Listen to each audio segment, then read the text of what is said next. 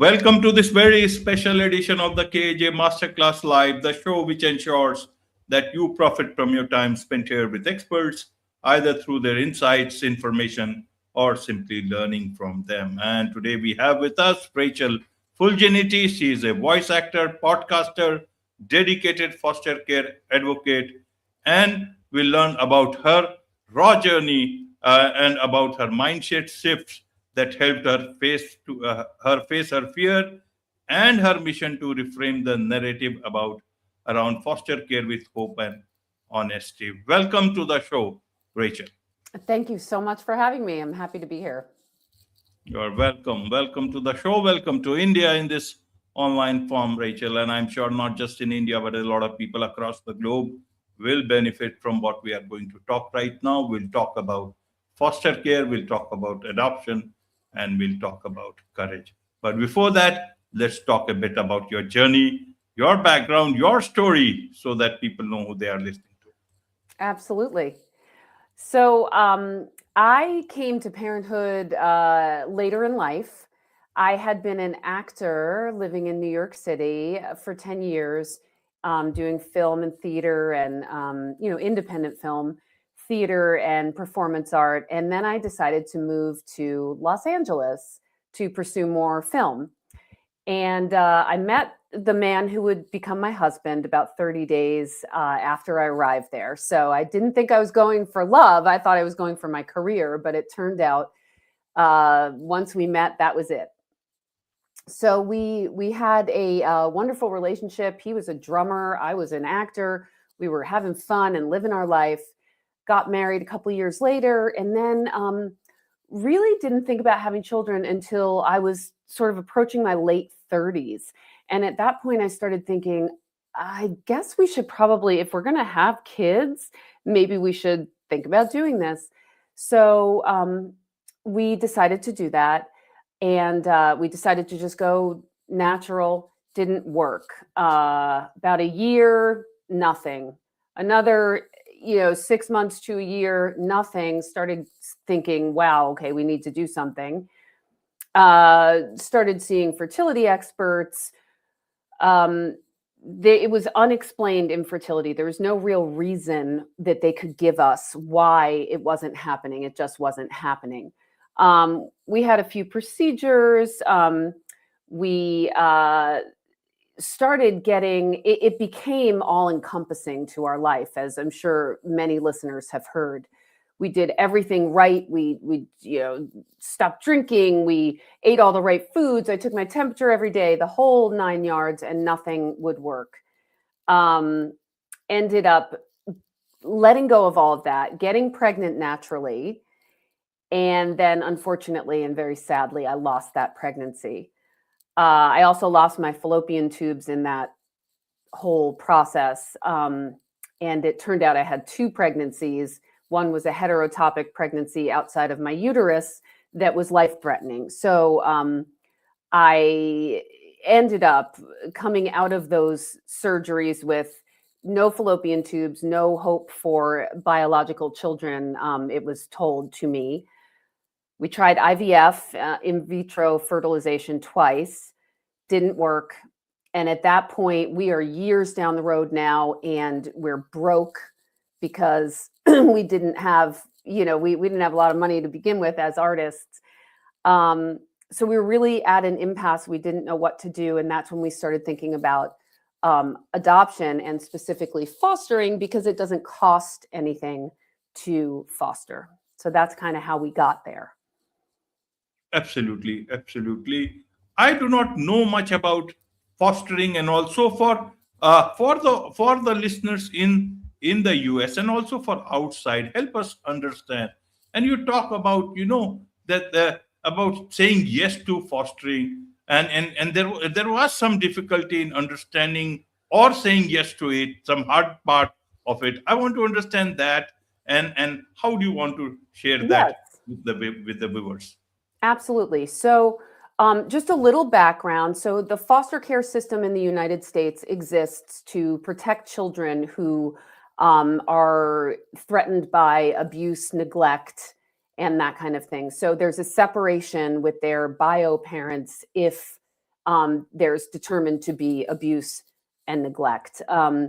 So in the case of my children, that was the case. Both of my kids were born, had suffered substance abuse in utero. And so that's an automatic separation here in this country, or at least it used to be. I don't know if they've changed that now, but it was. And so what happens is when that happens, they try to place the child with family, kin. But in many instances, that's not possible. There is no one in that biological family that is able or willing to help these children. And that's when a foster family, such as ours, steps in. We were certified. You have to take classes, and you sort of you have to have a whole background check and all of that kind of thing. And then you say what you're willing to take on, and then they match you with children. Now, the whole thing is that the goal of foster care is reunification with the birth family. So as parents coming into it who are hoping to adopt, it's a very treacherous road, because our goal is in direct sort of almost competition with what the actual goal is, which is to reunify with family.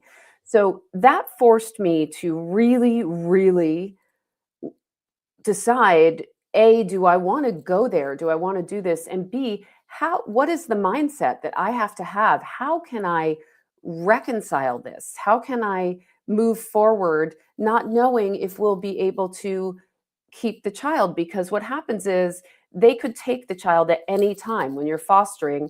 If family pops up or if someone changes their mind, they can and will remove that child. So for me, the mindset was, we have to do this for the child. This is not about us and our wants and needs, even though that is present and we can't deny that. We very much want to keep the child, but we have to pray for the highest and best for this child. And if they're meant to be with us, then they will stay with us. If they are not meant to be with us and they're meant to go to a different family, then that's what will happen. So that was the mindset that we had to go into it with. Absolutely. So, from an outside point of view, is there that you can directly adopt and not go for foster care to remove that sort of a fear? That's a great question. Okay, so there's two ways. One is you can say that you're only interested in taking on children whose parental rights have been already terminated. So in the U.S., there's a process, and it's a lengthy process, and rightfully so. And it gets to a point where if the bio parents haven't been doing what they were supposed to be doing, they're not getting their lives together, and they're not doing what they need to do to get the child back, eventually those rights will be terminated. Then the child is, quote unquote, free for adoption. They will still prioritize placing this child with kin, but that's a more likely scenario. That's scenario number one. Number two is that you enter it as a foster parent, and you're very, very aware that you are only fostering. And if like in our case, we were clear that we really wanted a baby, or we said 0 to 4. We ended up getting, both of our children were infants. And so then that becomes a process of walking through that as a fostering case, because it's always a foster case until it's an adoption case. So what happens is after you go through several years of allowing the birth family to try to get this child back, if they don't do that, then the parental rights will be terminated, and then you'll be on track to adopt, hopefully. So those are the two ways. Yeah. Absolutely, Rachel. So how many years does it take to a parent to understand whether it will continue to be foster care, or the child will go and then I can apply for adoption? Because as a parent, you get emotionally attached to the child or children, and it can be a lot of uncertainty during those years. That's right. Yeah, it's very true. Every case is different. So there's no set time, although in some states, I've heard as I've done my podcast, I've talked to people who, for instance, I think it's New Hampshire has a 1 year rule. So if the bio parents haven't gotten it, haven't done what they needed to do within 1 year, then the rights are terminated. Not so in many states, including California, where we were. It's an undetermined amount of time. So it could be, certainly it's going to be probably 2 years plus. So I just interviewed someone on my podcast who they were in process for 4 years. So it really, really depends. And that again is something that you have to really work on your mindset of like being in the moment, because you don't know what tomorrow is going to bring. So my mantra became, we are together right now. We're together right now. And that's all I know. And I can be happy in this moment because we're together right now. And truly, it was a life lesson for me, because none of us are promised tomorrow, really. I mean, we only have the present moment in a sense. We like to think that we have control over the future, but we don't really. Absolutely. So, how did this adoption thing move forward? When did you get how many? As you said, it took several years, if I heard you correctly. You start getting the feeling. How did you decide even? Because foster care means you don't, as you said, you don't need to spend a lot of. Perhaps I don't know if the government grants, some money, but adoption is a different kind of responsibility, and then it becomes your full responsibility with a lot of, month expenses also involved. Yes, absolutely. There is a stipend involved, and that's a stipend for the children themselves. It's not like a payment to the parents. So just to clarify that. But yeah, you don't really you don't really know. I mean, my husband and I went into it with our hearts absolutely full, and we wanted to adopt. And so that was we weren't like this. A lot of people go into it thinking, well, we'll see what happens, but that wasn't our case. We really wanted that. And what happens is, as time goes on, the likelihood that you'll adopt goes more in your favor, in a sense, to say, for the foster parents, because you're the one who's been caring for them for 1 year, 2 years. And at that point, children do develop a bond and attachment, and it becomes a case of the judge deciding what is going to be more beneficial for this child. Is it going to be beneficial to take them away from the only parents they've known, in our case, or is it going to be beneficial to keep them with them? So as hard as it was for that time to elapse, it actually, I had my brother is a lawyer, and he said, Rachel, it's actually a really good thing that it's taking a long time, because that means like the longer that you're together, the more the court is probably going to decide that it's important for you guys to stay together. Now, in my case, both of my children, I have two children that were adopted 5 years apart. So we did this once. It was 2.5 years until adoption. Then we needed to take like a major break because we were exhausted. And then we decided to do it again. And then that was 2 years to adopt my son. And there was no birth parents involved at all. So it's interesting. In a sense, it was much, much easier. We did not have to do visits with the birth parents or anything like that. However, it's also, it also is a process and takes a long time regardless. Absolutely. One thing I want to understand, you have rights for the biological parents. Are there any rights for the kin also, any extended family of the children? They can come later on and say, we did not know, we were traveling all across the world or whatever it is, and Yes. then want to claim anything? Absolutely, yes. So the court will always hear the biological family, and even close friends. They actually consider kin also, like someone who is like a very close friend of the family would also be considered in that way. So that is the case. They do prioritize that, and in both of our children's case, however, there was no one that came forward to do that. And in fact, there was one with my daughter's case. There was a brother, so would have been an uncle, and he was not able to take this on. And we actually have a relationship with this uncle, and my daughter has met him online, and it's pretty wonderful. It's nice for her to have that connection to her biological family. Yeah, I think that's really important, if at all possible. Right. So how do you look at your family now? You find that the journey is complete, or is it still evolving? We're done with children. We because we're older parents. First of all, that's a major consideration. I am 54 years old, and I have a 4-year-old and an almost 10-year-old. So we're done with that.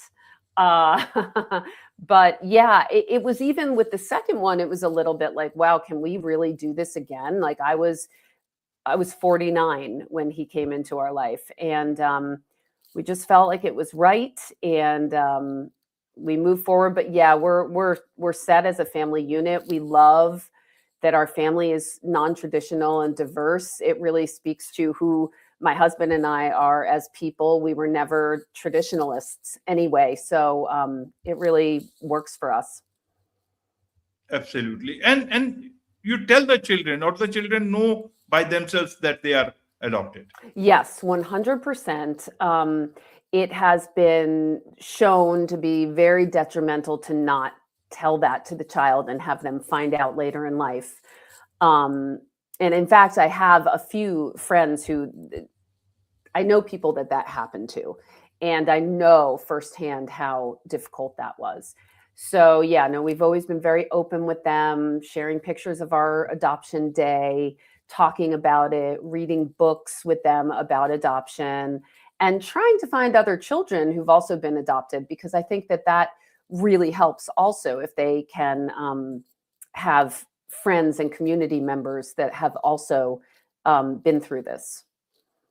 Absolutely. So, what is it that you want to tell, both as a advocate, foster care advocate, and someone who has seen your own journey, gone through it, and also, how people can deal with difficult earlier experiences, with having their own children? Yeah, thank you for that question. Yeah, the first thing I want to say is that if you haven't been able to have start a family yet, if that is something that has been elusive for you, I am living proof that it can happen. Never give up hope. There is a way. I had an acupuncturist who used to say, everyone always ends up with the right baby. And I never really understood what that meant, but I understand now that she was saying it doesn't matter how that child comes into your life, or what age the child is. Maybe you adopt an older child, but you can, if you have it in your heart to be a parent, you can be a parent. So that's like my biggest thing. And there's many different avenues that you can look at and educate yourself about. So I started my podcast, From Foster to Forever, as a way for people to hear happy, successful stories about foster care, because there's so much negativity about that. We've all heard the horror stories, and I'm not trying to minimize those. There are a lot of really difficult, sad stories, but man, there's a lot of really happy ones too, like mine, and I wanted to share that with people. Absolutely. It takes a lot of courage, Rachel, to talk about, difficult experiences of life, and what you are doing with the way you are advocating, as well as with your podcast. And there's so much to learn about all this from you. And I'm sure a lot of people would want to connect with you. A lot of, parents would want to connect with you and learn more about these things. Also from your podcast, what's the best way for them to do so? Absolutely. So the website is from foster the number 2 forever.com. From foster to the number forever.com. And that's the best way is to sign up for the email list. Once you're on the email list, I don't spam, I don't share your email ever, and I don't connect that much. But you'll be able to be in the inner circle. I'm actually going to be starting a community for people who want to be in this conversation. And I hope that you'll join me there. Absolutely. With this, it's a wrap on this very special edition of the KAJ Masterclass Live. Thank you so much indeed for joining us. Thank you so much. It was great to be here.